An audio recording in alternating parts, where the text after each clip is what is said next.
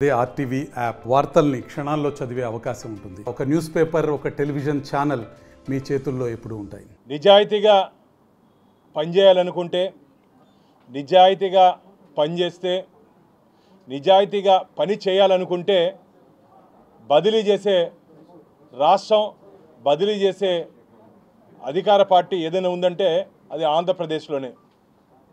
నిజాయితీగా పని చేయాలన్నా, నిజాయితీకి మారుపేరుగా నిలబడాలన్నా మాకు వద్దు, మేము చెప్పినట్టే వినాలి, మేము చెప్పినట్టే నడుచుకోవాలని చెప్పే party YCP party. Bharatiya Janata party ఈ రాష్ట్ర ముఖ్యమంత్రిని ప్రశ్నిస్తూ ఉంది. తిరుపతి ఎస్పీగా దాదాపు 20 రోజుల ముందు తిరుపతికి వచ్చినటువంటి ఎస్పీ గారిని, ఒక మహిళని మీరు ఎందుకు ట్రాన్స్ఫర్ చేశారు?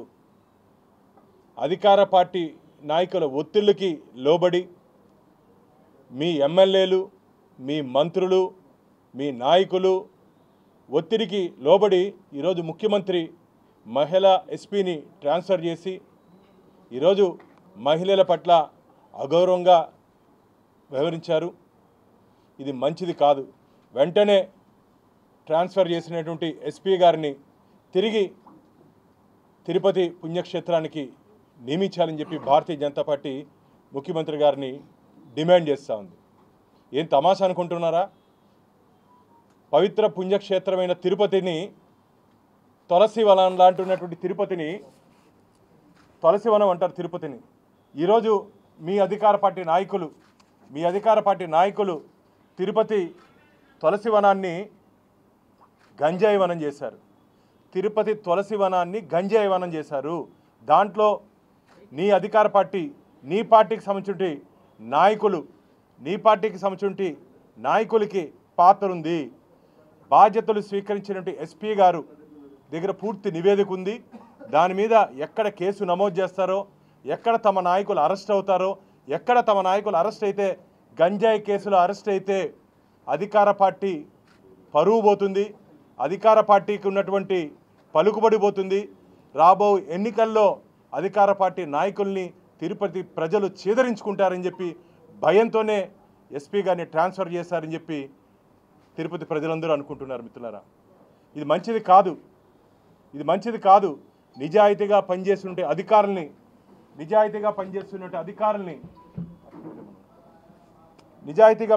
అధికారుల్ని మీరు ఇలా బలిపశువులు చేస్తారని చెప్పి భారతీయ జనతా పార్టీ రాష్ట్ర ముఖ్యమంత్రిని ప్రశ్నిస్తూ ఉంది.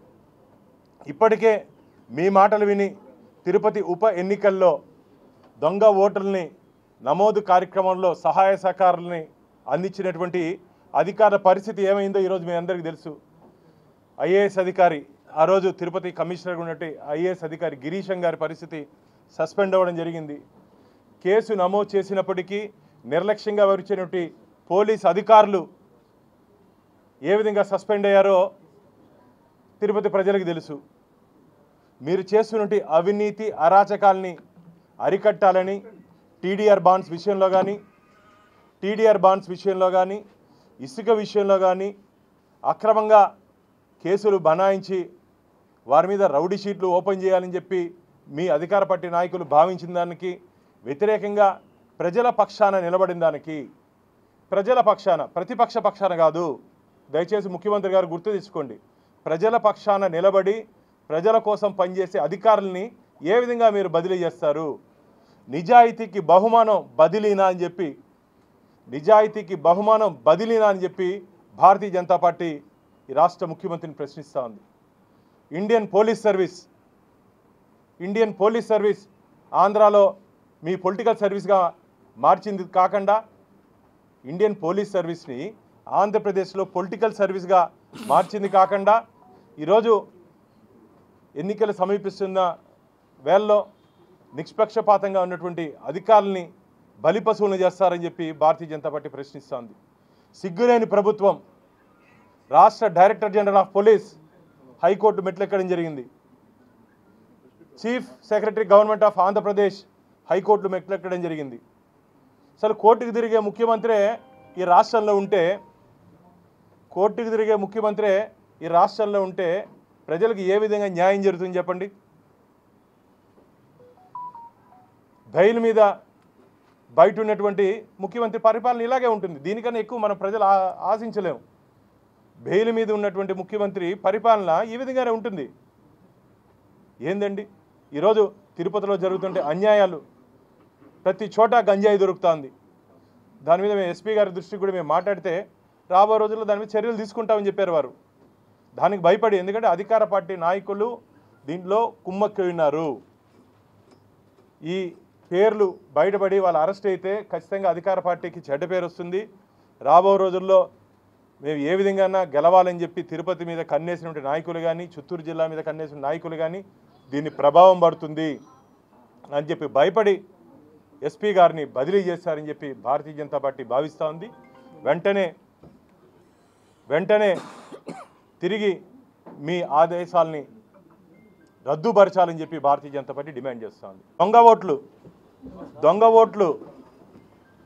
దొంగ ఓట్లు విషయంలో కూడా పూర్తి నివేదిక ఇచ్చేదానికి ఎస్పీ గారు నివేదిక తెప్పించుకున్నారని, ఆ నివేదికలో ఇప్పటికే దాదాపు 3 అధికారులు సస్పెండ్ అయ్యారు. వారు కాకుండా ఇంకా అదనంగా సస్పెండ్ అవుతారని చెప్పి, ఎందుకంటే నిష్పక్షపాతంగా ఇన్ని రోజులు విచారణ జరగలే ఇక్కడ. ఇప్పుడు ఈ అధికారం వచ్చిన తర్వాత విచారణ జరిపిస్తున్నారని చెప్పి భయపడి చాలామంది బలైపోతామని చెప్పి భయపడి పాపం మహిళా ఎస్పీని బలి చేశారని చెప్పి భారతీయ జనతా పార్టీ భావిస్తాం. మరిన్ని వీడియోస్ కోసం ఛానల్ ని సబ్స్క్రైబ్ చేయండి. లేటెస్ట్ అప్డేట్స్ కోసం వాట్సాప్ ఛానల్ ని ఫాలో చేయండి. అండ్ లింక్ డిస్క్రిప్షన్ లో ఉంది.